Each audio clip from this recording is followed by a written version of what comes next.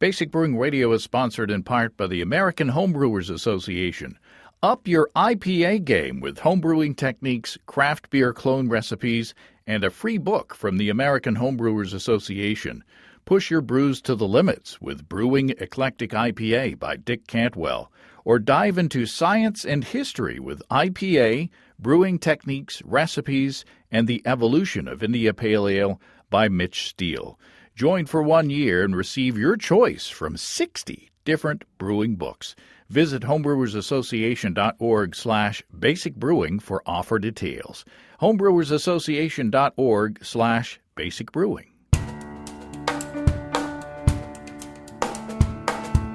Welcome to Basic Brewing Radio for Thursday, May 11th, 2023. I'm James Spencer. Here at Basic Brewing Radio, we're all about home brewing. This week, Chris Colby of beerandgardeningjournal.com and I design a recipe for a small batch, low-gravity beer we're calling Texas Table Beer. We use a few techniques to, I hope, brew a small beer that's satisfying and delicious. If you want to support us financially, check out patreon.com/basicbrewing, and thanks to everybody who's helping out in that way. If you go to patreon.com/basicbrewing, you can see a long list of stuff that you can access if you sign up as a supporter. Financial supporters have already seen the video episode I'm going to make public this week. It's on my steamed blackberry cream ale that I put blackberry juice into its keg. The juice was collected using the new steam juicer that I bought. You may remember Tim Lieber, Meadman Team Lieber, telling us about the steam juicing that we tasted in his meads. So far, we've used it to juice homegrown mulberries that Steve brought over, and he took that juice, and he's used that juice to make a mead that he says is delicious. I can't wait to try that. This cream ale, which you'll see in the video, by the way, is based on a beer kit from HighGravityBrew.com. It's also delicious, and it's going pretty fast. You'll see Steve and me tasting that beer later this week. Steve and I are set to go to Chicago this weekend. We're very excited. That's a trip based on a beer that tastes like a hot dog. I know. Our longtime friend Greg McGill heard Steve rant about Ken Kazmersky's hot dog beer that we tasted at HomebrewCon in Pittsburgh. Greg said he wanted to taste it too. And he's coming on a trip through the U.S. and going through Chicago and asked if we could set something up. Well, we did. And we're going to be up there too. We're planning to all meet at Metropolitan Brewing in Chicago to taste that beer along with some delicious lagers and talk to the brewer there. And then the day after, Steve and I plan to go to the Ballpark Brew Fest in Schaumburg, Illinois. How fun is that? And many thanks to support of our sponsors and our Patreon members that we get to go. And thanks to the people at the Ballpark Brew Fest for giving us tickets to come in and talk to people. I look forward to that. That's going to be a lot of fun. The two beers that I have on tap right now here at the house were brewed with two different yeasts from our friends and sponsors at Imperial Yeast. My blackberry cream ale was fermented with Imperial A07 Flagship, and the Pond Hopper British Golden Ale was fermented with A01 House. I didn't make a starter with either one, and they both turned out wonderfully. My stir plate is back to being dusty because I don't use it anymore to make starters for moderate gravity 5-gallon batches, and especially if I pitch in the morning. My airlocks are usually bubbling before bedtime. Those 200 billion cells of Imperial yeast in each easy-to-open package are always ready to rock and roll. And with a recommended shelf life of 4 months, I don't feel under pressure to brew quickly. Pair the excellent quality product with Imperial's top-notch technical and customer support, and you're a happy brewer. Ask your local homebrew store about Imperial yeast and check them out, as usual, at imperialyeast.com. That's imperialyeast.com. Okay, Chris Colby and I channel Steve Martin this week and get small as we design a recipe for a tasty table beer. Chris Colby, welcome back to Basic Brewing Radio. Hey, James. Thanks for having me on the show. We're going to sample some big old beers today. Mm-hmm. 1:20 in the afternoon. Yeah. Woo! 120 is the new fort. No, It's a new 420. Yeah. 120 is beer. Yeah. We're going to be sampling a previous recipe as we do on the show, but it's a twofer because there was a little boo-boo, there was a little mistake, a little miscommunication, we're going to say, at the homebrew shop. So what you're going to be tasting first, or what we're going to be tasting first, is the second brew that I did of our recipe for what I was calling a Hellesbock or a Maibach or whatever you want to call it. People are going to argue that it's not that style. So Right. people are going to be picky. So it was 9 pounds or 4 kilograms of Avant-Garde Pilsner malt, 4 pounds or 1.8 kilograms of Vienna. I mashed at 150 degrees Fahrenheit or 65 C for 90 minutes. And I put in more water than usual into the brew in the bag setup. I put a gallon more than usual. So I boiled for a little over 2 hours to get to the target starting gravity of 1070. At the beginning of that 2-hour boil, I put 2 ounces or 56 grams of Hallertau Mittelfrüh, and then I did a no-chill. And so we started out, and I pitched a 2-liter starter of L09 Que Bueno from Imperial Yeast. Starting gravity 1069 on this one. Finishing gravity of 1010 for an ABV of 7.8%. So, Ooh. Cheers. Virtual cheers. Let's see what Perfect for 1:20 in the afternoon. Well, you don't have to drink it all. I bet I get a bunch of stuff done later.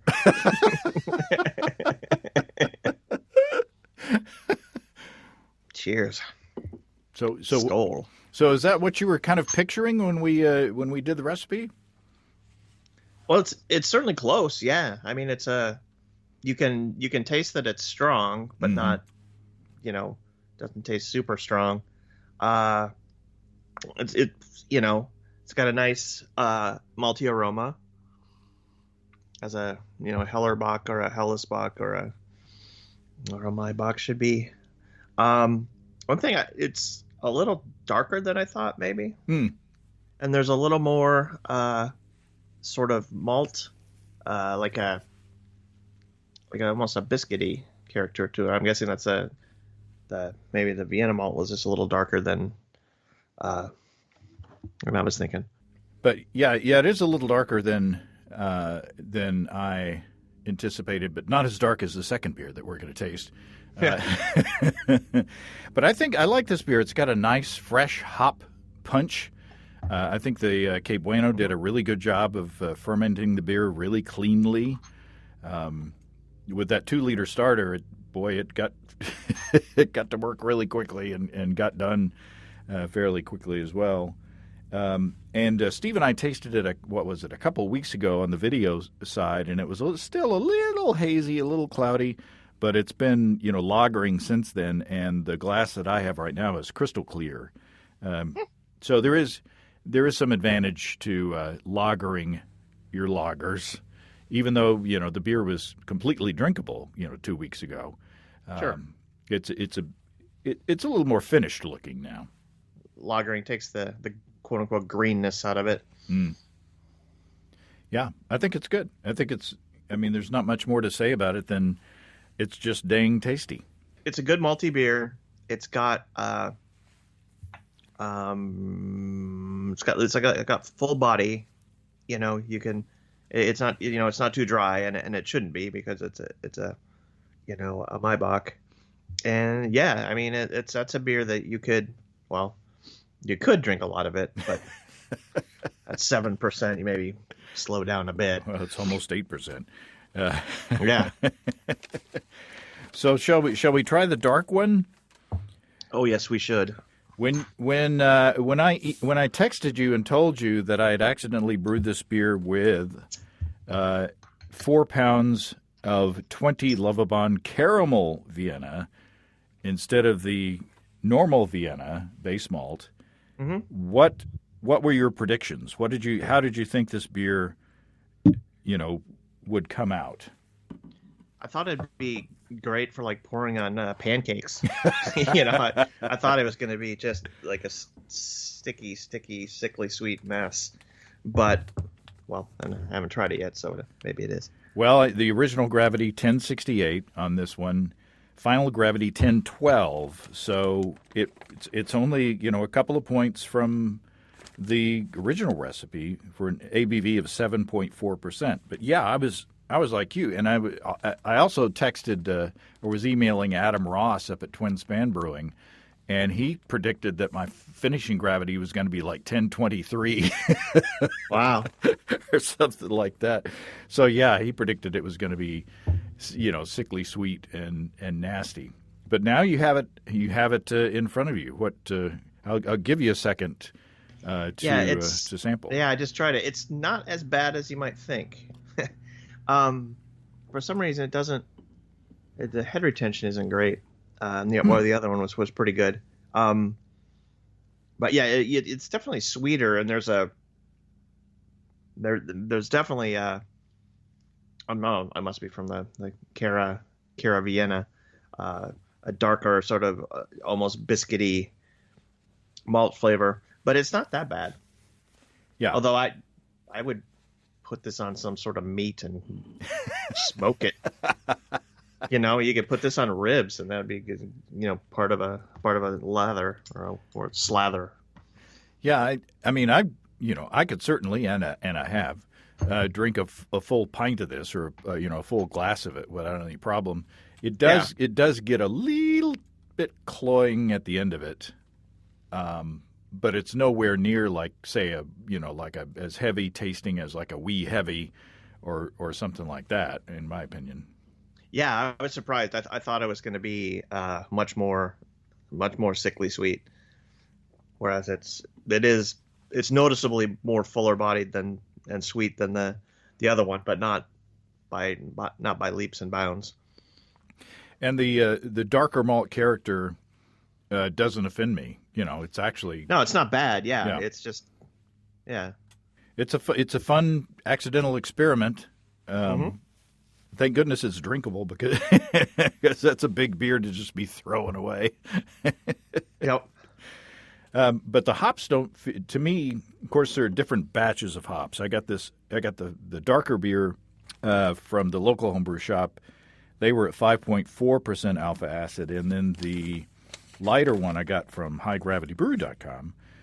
Those were only 4% alpha acid, but I get and maybe those are fresher.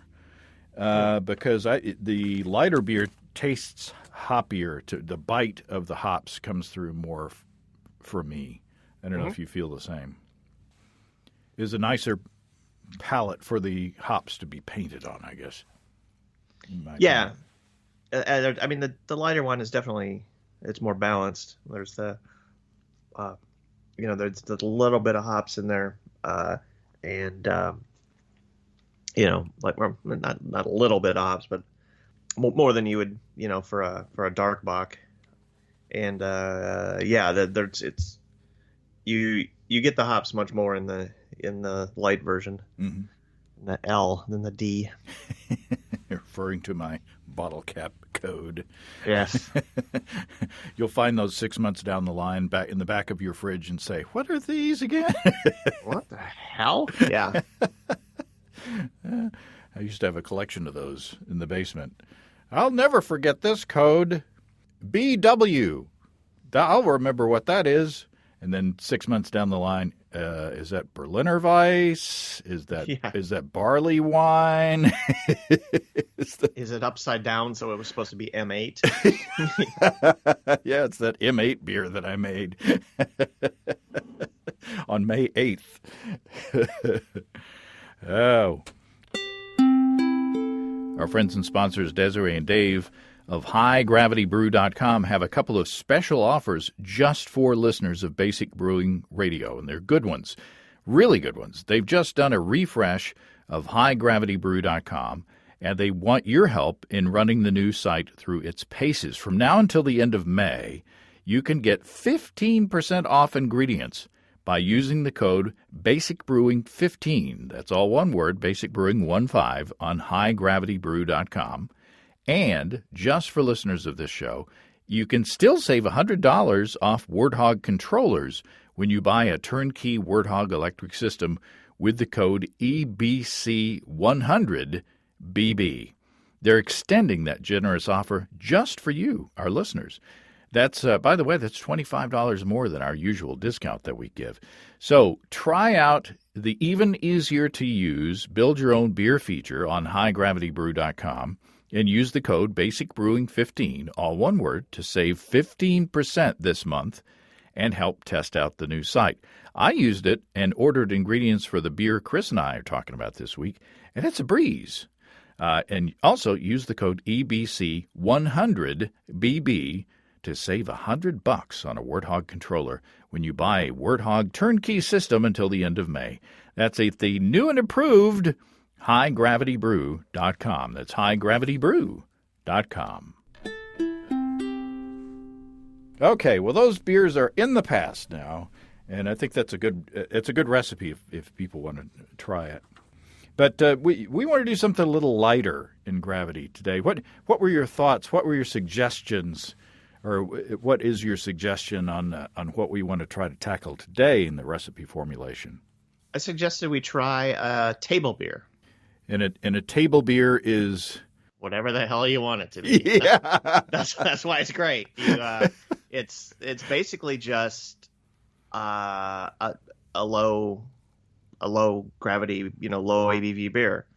There's specific versions of it, like the Belgian Toffel beer, which then you would use Belgian ingredients, but really it's, I looked up various, websites talking about it, and they all gave a different description of it, the only real thing that they all had in common that it was low in alcohol, although what low in alcohol meant varied from less than 1% to less than 5%. So yeah. Yeah. One website said, that I read said 0.5% to 3.5%. And other websites had different interpretations, and the color was all the way from light to dark. So it's kind of like whatever you want it to be, as long as it's it's fairly low in gravity. And I'm assuming that this quote unquote style originated, say in Belgium, where maybe farmers had ingredients on hand that they had on hand, and they just brewed a beer with, whatever they had, and so that kind of leaves it wide open for us. Yeah, that's what most sources I read on the Belgian interpretation of it were, that it was a farmhouse style ale brewed for, everyday consumption. So at a farm that would be, what grains are you growing, and so they would malt some of them and throw them in there, presumably. You could try to do like a specifically Belgian or French, I think they called it bière de table or something like that, farmhouse-ish version, or you could just do like a local version. Like I was thinking of, like, if I was going to do like a Texas table beer, what ingredients would I include? And I have a couple thoughts on that. Yeah.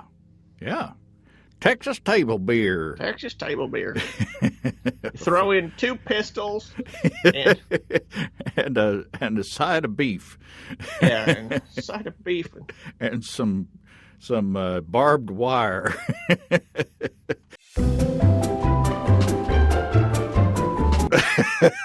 Oh, Jesus.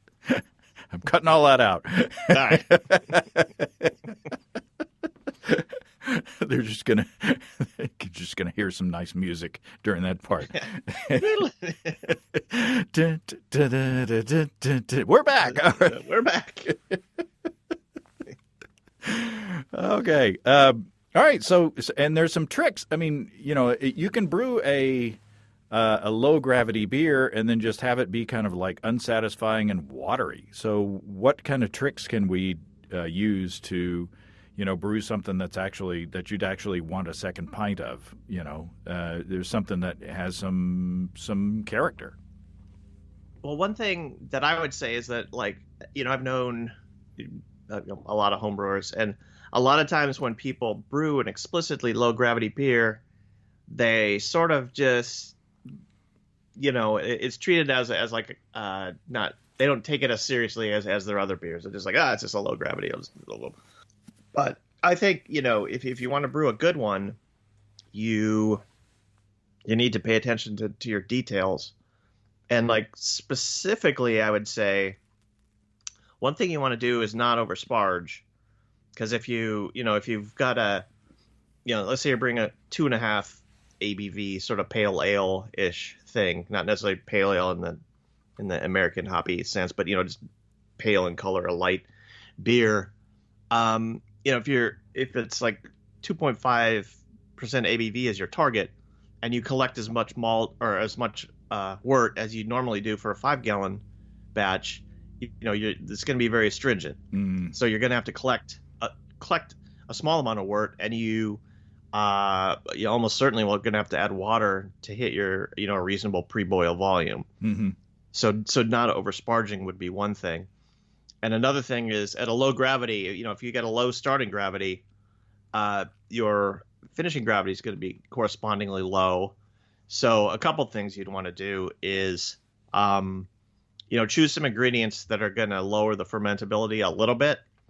You don't want to, you don't need to go nuts, but, think about if you're adding some, crystal or caramel type malts to it, bump up the percentage by a little bit, or, certainly think about mashing at a higher temperature than you'd normally do. If you normally mash at like 152, like bump that up to like at least 156 or something. And then, then definitely mash out and keep the wort hot as you run it off and into the kettle, and, don't let it cool back down into, the lower range where,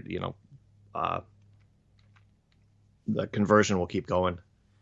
And also, another thing I would say is make an appropriately sized yeast starter, which you may have to do by making a too large yeast starter, then sort of swirling it and pouring, you might make a 2-liter yeast starter if that's your normal size, and then, just swirl it around and pour half of the, half the dregs.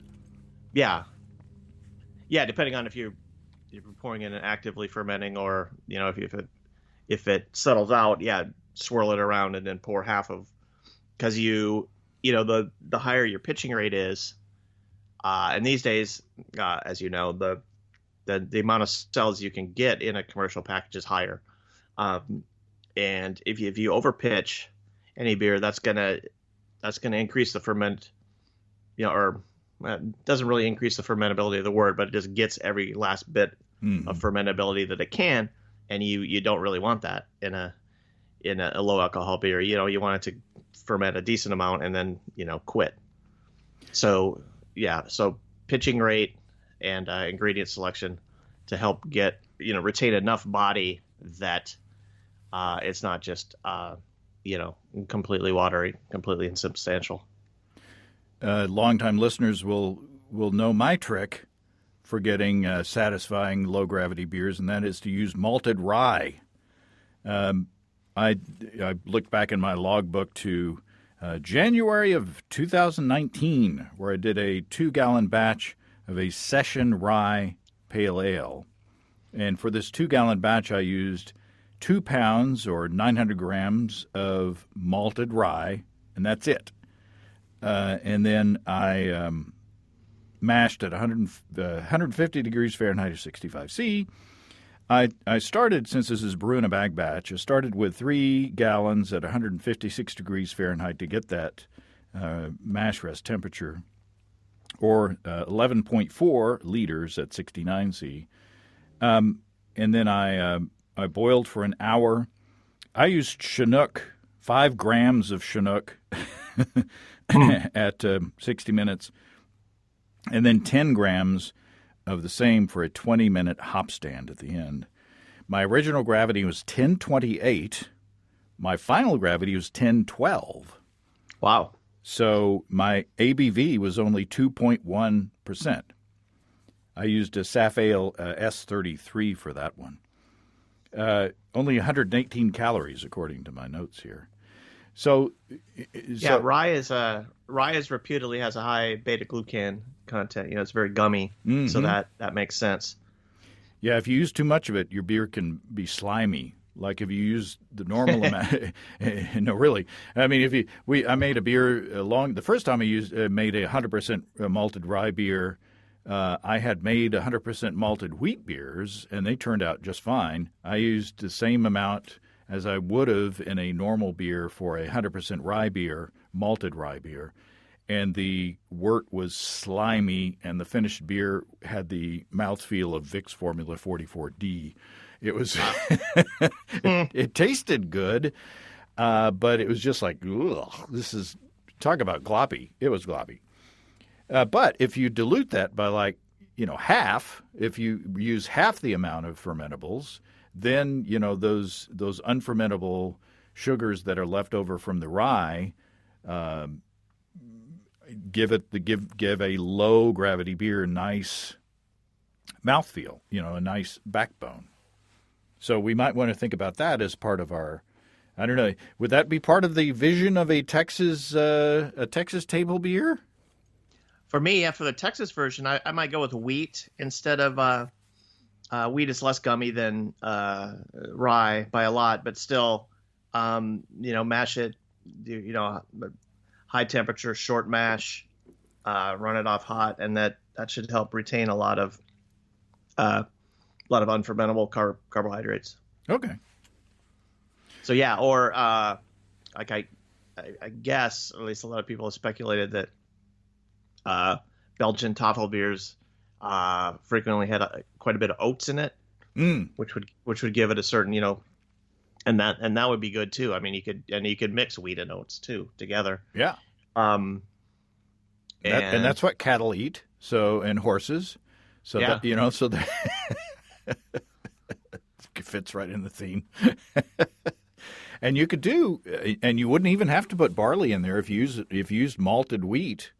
Malted wheat will convert. Yeah. Oh yeah. Especially if you use brew in a bag, you don't have to worry about the louder sticking, the mash sticking. So we could do, like a wheat and oats beer. Sure. Or you could do essentially, a Hefeweizen grain bill. I mean, you can do literally whatever you want because it's not. There's no style, hence no style guidelines. Well, let's do something wacky. Since I've got so much beer on hand with all these all these recipe development shows, if I'm going to be brewing this beer, and I assume I am, why don't we do a 2-gallon batch instead of a 5-gallon batch? Okay. And that'll usually when I do 2-gallon batches that I wind up with like 19 or 20 beers, and that's more manageable. Especially if we're going to do like an experimental recipe, we'll brew a smaller batch and we'll scale up. It'd be our pilot batch. Sure. What if we do 2 of them? Because I have some ideas for my Texas one, but I don't want to just say no. Here's what we're doing. No. So I could do Texas one, and you could if you want to do a specifically Belgian style, or a more French. I don't even know how those would. Let's just stick with the Texas style. All right. And then if we like it, we can come back and put a Belgian twist on there. Sure. You could be arrested in Texas for doing a Belgian twist. I can get arrested in Texas for just about anything. So open up your spreadsheet, sir. The magical spreadsheet. Here we go. And let's get started. Doom, doom, doom, doom. I'm still sipping on these beers, these giant beers. Me too. So the quality of this episode will just keep going up and up. Okay, so we're looking at 2 gallons? Yeah, let's do 2 gallons. All right, let me batch of volume. 2. There we go. I'll do that on the stovetop. Sure. I have a 5-gallon aluminum kettle that I use for these small batches. Okay, so if we're doing a Texas one, yeah, start out with some barley malt, right? Okay. Let's just for the. Let's see if we did just all pale malt, just out of curiosity, at 2 gallons, how much would get us what? Gravity. Good old American two-row.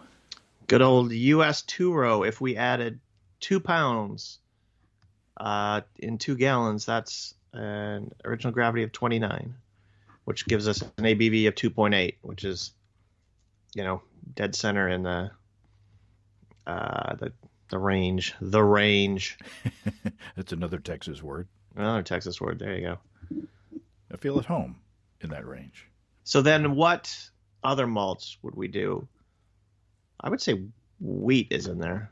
Okay. So we'll go 1 pound of pale barley malt, and 1 pound of beet malt. 1 pound of meat. 1 pound of meat. That's even more Texas right there. Right there. And then 5 pounds of chili peppers, and you got yourself a beer here, fella. Well, I wouldn't be averse to, flavoring with a chili tincture, but that's, maybe later. Yeah, that would be definitely something you could add in the in post, as it were. Yeah, so if we Post, a pound of fence wheat, post. That's another. Yeah, there you go. A pound of each again gets us the same beer because they're both pale malts. All right. Okay, and should we add some oats for barley oats. or for a body? Yeah, let's add some flaked oats for a silkiness. All right, so what if we? I'm trying to think. And this is now harder. Hey, Beavis. You said harder. Okay, here's a grain bill. A grain bill for the ages. 2/3 of a pound of pale ale malt, 2/3 of a pound of wheat malt, and 2/3 of a pound, so a third of the total, as flaked oats. Yeah. Will we get conversion there? I think so. Well, that's 33%, and American 2-row pale malt. Yeah, that'll take care of it. Yeah. The wheat malt. Yeah, will help a bit, but yeah. Well, yeah, it's got the diacetic powder of American. It'll convert itself. Yeah, and if it's doesn't, that's just more body for us. So that's our grain bill. I like that. It's weird and it's wacky and it's experimental. It's weird, wild stuff. Weird, wacky stuff. And the Toffel beers or the table beers are said to be not so hoppy. Right. So I would just pick for this. If it's a Texas, so we pick an American hop. It makes sense.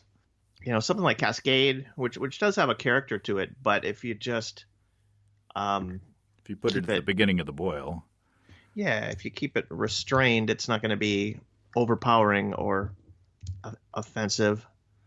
I've got some leftover hop bags or hop packets in the freezer downstairs. Do you want to just shoot for an IBU level, and I'll just find what I have, and I think I've got some American halfway used packets downstairs that in the fridge. Yeah. Oh, I've got this on the calculator. 1/3 of an ounce at 5% alpha acids for a 2-gallon batch is 15 IBUs, and that's pretty good. Okay. For a little bit higher than like an American Pilsner, but not it's not rivaling a pale ale or a bitter or anything, and that I think what you would want for a beer of this type. Okay, that's easy, and we just do a 60-minute addition, and that's 60-minute, and that's it. Yeah, and I would also add, because a big agricultural product in Texas is grapefruits. And so it is. Is it? And yeah, literally. And in a lot of Belgian beers, wit beers in particular, are known for their orange peel. But for a Texas beer, I would add a Texas table beer, I would add a little bit of grapefruit peel, Oh, okay. just enough. Like, and how much is that? I don't know. A pinch, Yeah, like get the grater out and grate like at the end of the boil. a teaspoon. Yeah, I would stick it. That's exactly where I'd put it. Okay. Something like that. And so then you've got low gravity beer. This with the oats that 2.6% ABV, assuming that's assuming the specific gravity drops to 7. What if we bump that up to 8 and just say we can mash a little bit higher? Okay, that makes it 2.5 ABV beer. Perfect. That's between the low and high estimates. So should I mash it like 158 or something like that? Yeah, that's what I do. Okay. Mash high, and again, you've got American Pale Ale malt or US 2-row, so that should have a high diastatic power. So I would mash high and cut it off at like 15 minutes. Oh, you don't need to go forever. It's 15-minute mash. Yeah, because you're gonna, you don't want the enzymes to like reduce everything to the point. Right. But they're not really going to. I mean, in the first 5 minutes, they'll do all their work, and then they'll start to taper off a little bit. But yeah, go for a short mash, high temperature short mash. So do we want to mess with? I mentioned the pepper tincture. Do we want to mess with that, or is this it? I would say that this is a good base beer, but then we could, you could also make a spicy version. What I usually do, or what I could do in this one is, instead of using a bottling bucket, I could rack into my Mr. Beer keg, bottle maybe half of them, like plain, and then like spice it up a little bit with the rest of it, in that Mr. Beer thing, with a chili tincture. Tincture, yeah. Put some, get some sort of pepper, jalapeno would be good, or chili de árbol or something like that. Put it in some alcohol for a week, and extract that, and then just yeah. Then we'd have 2 beers. Yeah, there we go. And the yeast, I'm not gonna. This is a small quantity of beer. I'm not gonna to spend a packet of Imperial on this. I've got a packet of Safale USO5 in the fridge, which is an American yeast for a Texas beer. Would you pitch maybe a quarter of that? I mean, figure out. Yeah, we can figure out the maybe like 3 grams rate or something. Yeah, keep it low. You could also, or maybe 5. Well, if you had a Belgian yeast, like a triple yeast, that would work well too. But it's not gonna really be that much different. As when at this low gravity, I don't think that the Belgian yeast would produce that much Belgian character unless you really underpitched it. Right. Just wave the yeast packet over the over the fermenter. Let some of the dust of it fall off in there. Wow, that's fun.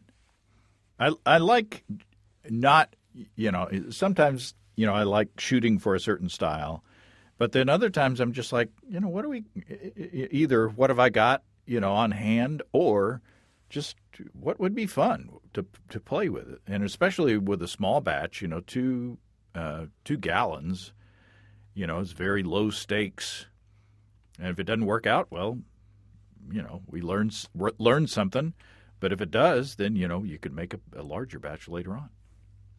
Yeah, and I mean, for like in past years, I used to buy like ingredients in bulk. And I would have, like a bag of 2-row and all this stuff. And you'd eventually, you get down to just these little scraps of stuff. And, it could be nice to just, you can just experiment. You can say, I'm going to brew. I've got an extra pound of oats, and I don't have any plans for it, build a beer around that and, you could just sort of, you could just, you use it as a kitchen sink brew, and then write down what you do in case it turns out to be brilliant. Mm-hmm. You know, Yeah. don't just throw everything you got in there and then, oh, this is excellent. What's in it? I don't know. I forgot. I didn't have a brewer's logbook from basicbrewingshop.com. Basic brewing. Shameless plug. Yeah. Another thing you could do if you're brewing up like a 5-gallon batch of this is instead of adding a bunch of water to the boil to, bump up your pre-boil volumes and boil it down to 5, just take what you got and boil it, and then bump that up with water in the fermenter. Mm-hmm. It's it might even help that you boil the wort at a little bit higher gravity. Develop a tiny bit more color and an insignificant amount more flavor. But yeah, that's one thing you definitely could do. And that's, similar to what people used to do when I first started brewing, and probably still do, the partial boil, where you you don't have a giant kettle to boil in, so you boil whatever volume you can with your extract usually, and then a concentrated boil, and then top it up in the fermenter. It's the same concept. Yeah, you could also, if you either had a recipe you liked or were fairly confident that it was going to turn out well, brew like 5 gallons of wort that would ferment down to 5% ABV, but then split it between 2 carboys, fill them up with water, and for the work of a 5-gallon brew day plus adding a little water to 2 carboys, you've got 10 gallons of beer at 2.5 instead of 5 gallons of beer at 5%. It is rumored. Is it Budweiser that's rumored that they ferment a high gravity beer and then water it down or dilute it down to their production levels? Yeah, all of those major breweries do that. Even a lot of craft breweries do that. Ferment at like Bud and Bud Light and Coors and Miller and all those, they're fermented around 16 degrees Plato, and then they're diluted with deaerated water afterwards to make them as if they were like about 10 to 11 10 to 11 Plato starting gravities. Yeah, it just saves when they're brewing that volume of beer, it saves them space, and but there's limits to how clean you can get a fermentation, and so they don't ferment at like 32 because that would just be an estery mess that no amount of dilution would get rid of. Right. But yeah, generally American Pilsners from large regional and certainly national breweries are brewed at about 16 Have you ever tried it? Have you ever tried to brew a like a quote unquote normal batch of beer, or slightly higher gravity batch of beer, and then dial it back by adding water, post fermentation? I've done it an amazingly large amount of times. Really? One of the times, yeah, because it's 24 years and however many months ago when I was married, I wanted to bring a lot of homebrew to the wedding, and Jennifer and I lived in an apartment, and so we didn't have tons and tons of space. So I made I had a beer that I made as an IPA, and I bottled like a third of it as the IPA, and then I boiled some water, cooled it down, did the boiling to deaerate it, and bottled the rest as a pale ale. Huh? And I'd originally formulated the beer as the pale ale, and I also did if I recall right, I did like a Scottish some number shilling and bottled half of it as that, and then the other half as a slightly diluted version, so I had slightly more of the second version. But yeah, I've done it quite a bit. The thing you need to do if you're gonna do it, because you have your fermenter and then you expand that volume into your kegs or bottles or whatever. The thing you need to realize as a home brewer is you can boil your beer and that mostly deaerates it, but it doesn't get like the level that a brewery can deaerate their water is another like order of magnitude. So you've got to drink the beer up pretty quick, like not the next day or anything. But I see.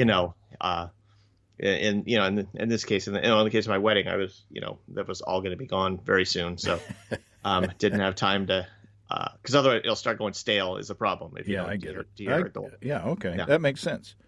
And so I've done that a lot. Huh. Relatively a lot. Wow.